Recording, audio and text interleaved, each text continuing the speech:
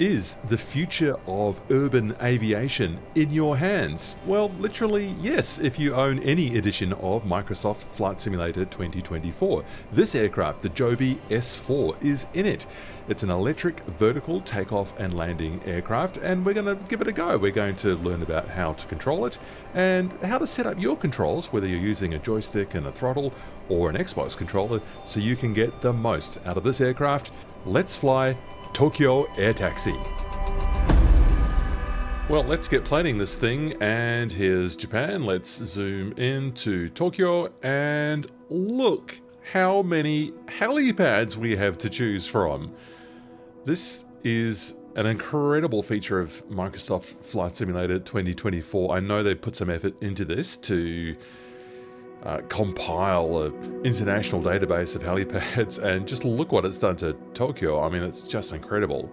You could spend a lifetime going from all of these pads to the other ones. Anyway, I found a couple I thought would be suitable for this little flight, and I found up here one called Royal Parks Tower. There's the code on the screen. I'll put these in the notes if you want to follow on exactly what I've done today. So we'll set that as our departure. And going south then, I found this one down here. Decel Air Service Helicopter Cruising. That sounds good. So we'll set that as our arrival. Right, and there's the route. But I'm going to just visually, we'll come down and have a look at the Skytree Tower there. We'll take a right turn and have a look at the Tokyo Tower in here. The Rainbow Bridge. The Tokyo Gate Bridge is over here, and that gives us a nice approach over the water into the helipad on the water's edge over here. So that's what we'll fly. Tokyo skyline, and I've given us a nice sunset setting and a bit of rain, a bit more of a Blade Runner feel. I think that looks pretty spectacular. I don't think we're going to be able to see Mount Fuji on that western horizon with those cloud conditions. And here is our wonderful Joby S4 ready to go. Very sleek lines. Notice that the engine nacelles, all of them tilt. So this is a transition that's handled automatically by the aircraft,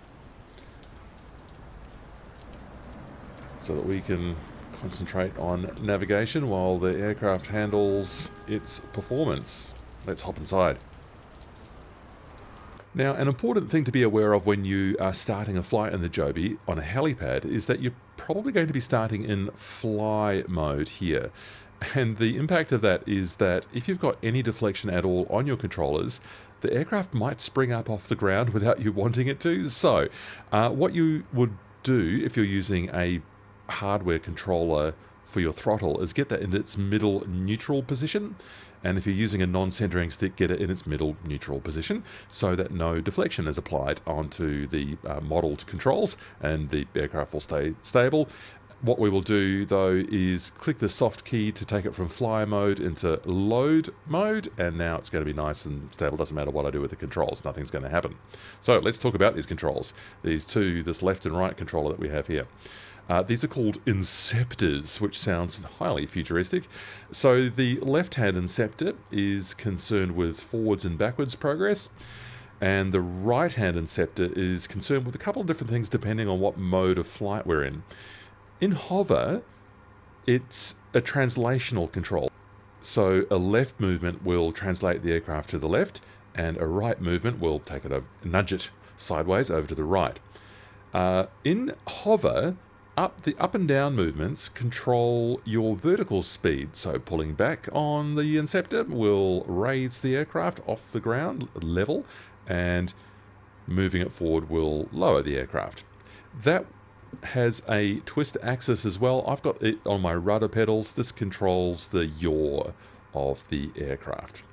Pretty self-explanatory. So there's a couple of buttons that will be really handy for you to get mapped onto either your hardware controllers or your Xbox controller, and they are to do with the auto throttle and this deceleration button here. So these are the controls that Flight FX, the designers of this add-on, packaged in Microsoft Flight Simulator 2024, all editions, what they have recommended that you get mapped. And so I'll show you on my controls what I've done on here, and I'll just give you an idea of what it might look like on your Xbox controller as well. So on my throttle, I will go into autopilot, which I've now just scrolled past. There, autopilot, there we go.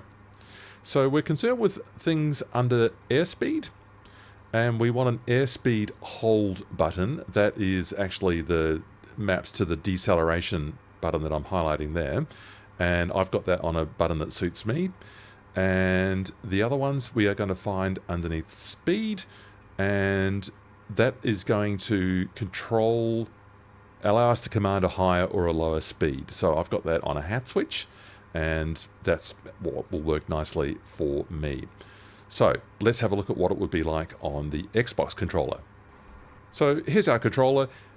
A and B are going to control your forwards and backwards progress. The left-hand stick corresponds to the right-hand inceptor and those motions I mentioned before. And there's just a couple more I recommend you map. Going into autopilot, going into airspeed, I recommend, well, what I found worked well for me was to hold down the right bumper and push in the right stick to map to that Decel button on the left-hand inceptor.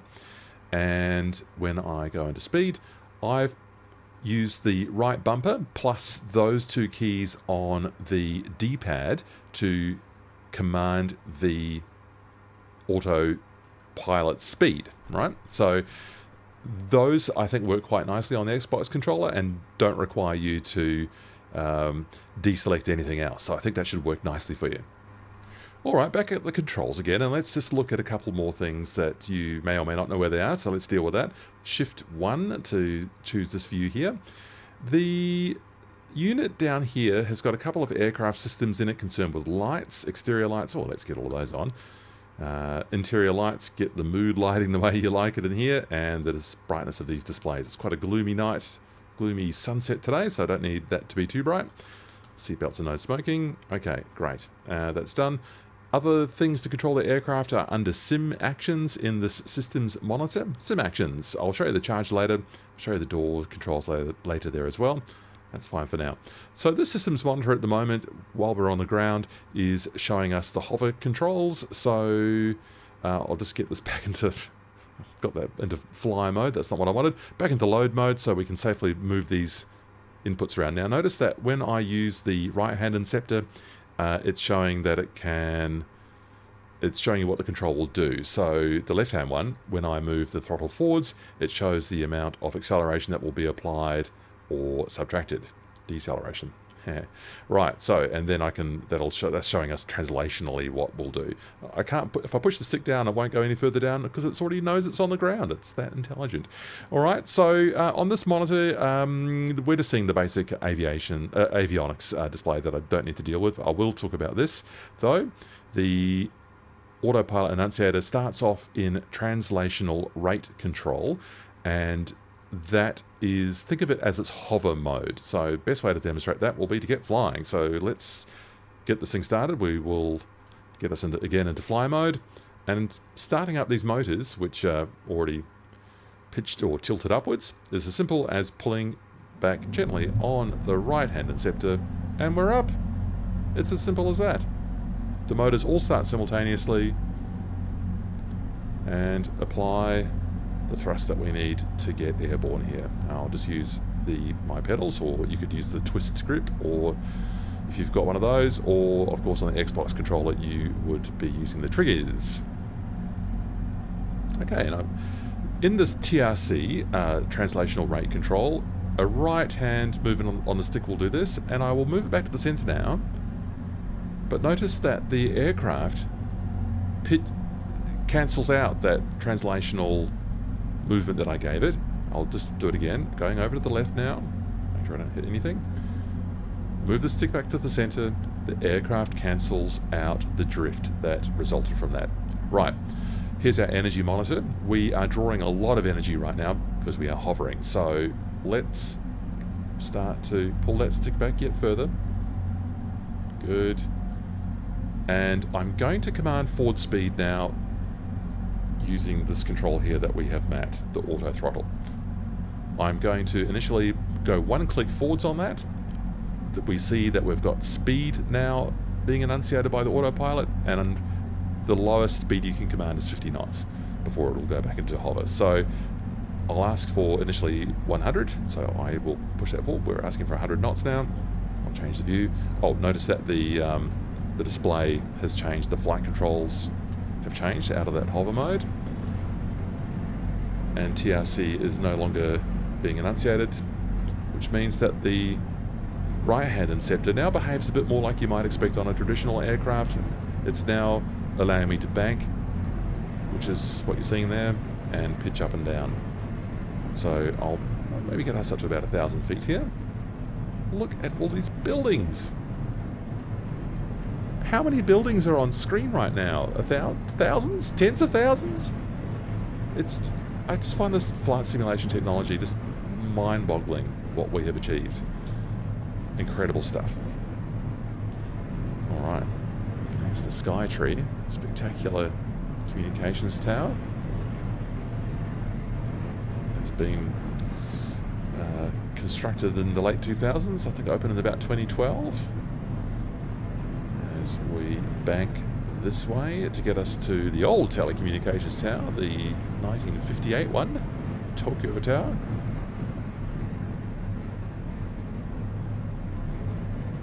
Bit of a rain shower there, and those buildings just to my right. And what are we doing here? We're at 900 feet. I will just get us a little bit higher. Command a bit more speed. Let's go to about 140. You can command, I think, up to 180 for a fast cruise. And I just don't have to do anything else. The aircraft is managing all of this for me. I can see the Tokyo Tower directly ahead. I find that amazing. So we're going to deal with the Decel button here. The Decel button has a long and a short press, and I've got that mapped to a button on my controller, on my throttle controller. This is a curious feature. You don't get this on every flight. There it is now, though. There's one of the buildings, the auto generator is replaced with a giant tree. That is a quirky graphical glitch, and I like it. All right. So we've got the Tokyo Tower directly ahead, and the first one I'll show you is the decelerate to hover. So it will manage the deceleration and place the aircraft in hover. Just what it says. So that is a short press on the decel button, and there's a long press which does something else. So let's go a short press on that now, and we are enunciating here decel to hover. Good. Might have left that a bit late, so I'll just bank this way.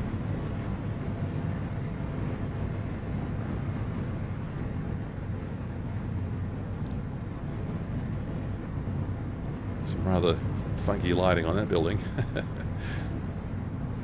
Tokyo Tower model on the Eiffel Tower. I think construction finished in 1958. With the Rainbow Bridge behind it just now. Beautiful. And where are we? We're at 60 knots now, so we've almost managed that speed. And you notice the rotors tilt now on the graphical display, and also we can see that they're now in that horizontal position to get us into the hover. So again, enunciating, we can see TRC, translational rate control, and that means that I'm not so much banking anymore as just translating right and translating left. With a nice view of the Tokyo Tower. Fantastic. And I'll just use the pedals to point us to the Rainbow Bridge, and we'll go forwards again. So I will use the auto throttle to command, I think it's got, yes, it looks like 160. We're enunciating speed, and the aircraft gains speed. You do need to manage your energy level here, so keep an eye on that. I did have a practice run, so I think we're going to be quite safe here. And charging is a very simple procedure too, so, and they've got a couple of tricks to make it even easier for you.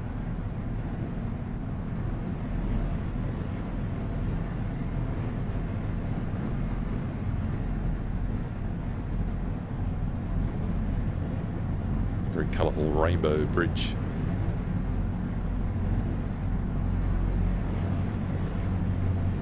And there's the Tokyo Gate Bridge.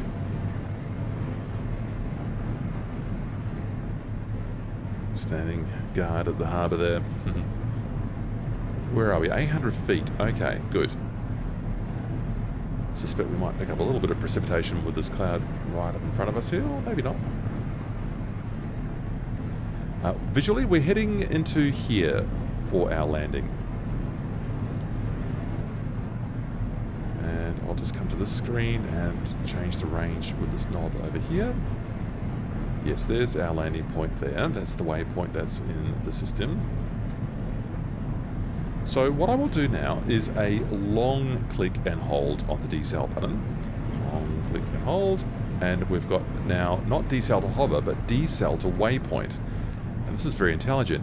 The aircraft will calculate when it needs to start decelerating, assuming a straight path directly ahead to our destination, and will enact the deceleration, which started already.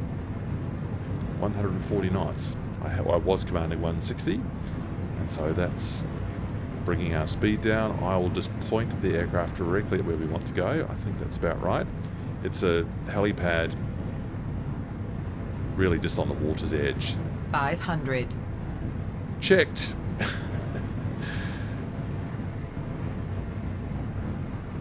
Wonderful. There's the sky tree where we came from up north.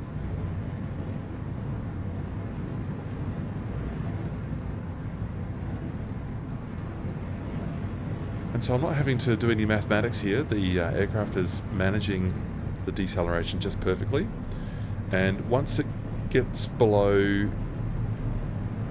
I think it's 50 and then 40 knots, we will be back in translational rate control, allowing me to perform this incredible landing that I'm about to butter. We'll see how we go.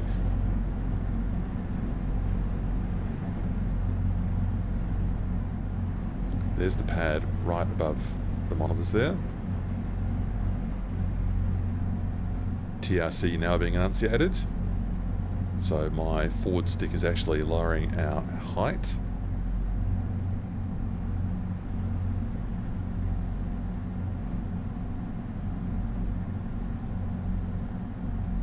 Now manually using the throttle to, whoop, a bit dramatic.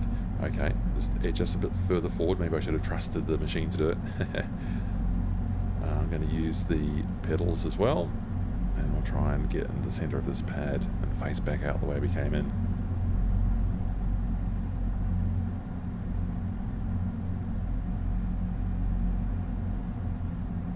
Nice, that's good, I think.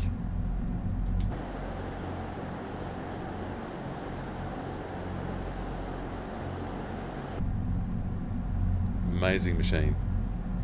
Is this the future of air travel in our cities? Remains to be seen, but what an incredible design. And there we are. We are on the ground. I started to move forwards because I had a bit of... I've not done a tidy job of that. Back on the ground again. Right. Neutralize, that's what we wanted. It thought that I wanted to taxi because I had left a little bit of the forward throttle in. That is actually how you taxi. When you are on the ground, you, without pulling back on the left and right hand inceptor, you can command some forward movement here, and then you can steer with the twist axis. So we've done a good job, I think, of getting on the helipad there. Not too bad. So let us secure ourselves from flight mode. So we're in load mode now. Sim actions. Let's get the door opens. Doors open, I should say. And then our lucky passengers can find their way in and out. And the other thing we can do here is plug the charger in. And that puts the cables in and attaches that unit there so that the aircraft can come back up to the energy that it requires to get going again. And Flight Effects have added this, a charge rate. So if you don't want to really sit around and wait for that, here's 8 times You can see that it's charging at that rate there and increasing here, and it calculates all the flight data too, depending on how much juice you've got in the batteries. So yeah, you can put that all the way out to 32 speed, and look how fast that comes up now. So that is the amazing Joby S4. An incredible looking machine, an incredibly performing machine, in some fascinating urban scenery here for you to enjoy. A Microsoft Flight Simulator 2024. Pay attention to getting those control inputs in a way that's going to make it easy for you to fly. I think the bindings that I demonstrated for you for the Xbox controller will make it easier for you using that system and allow you to have a whole lot of fun in this. As usual, like and subscribe if you liked it, and I look forward to catching you on another flight soon. Might just go back to one of my regular helicopters and maybe try out another flight in one of these incredible electric machines at a later date too.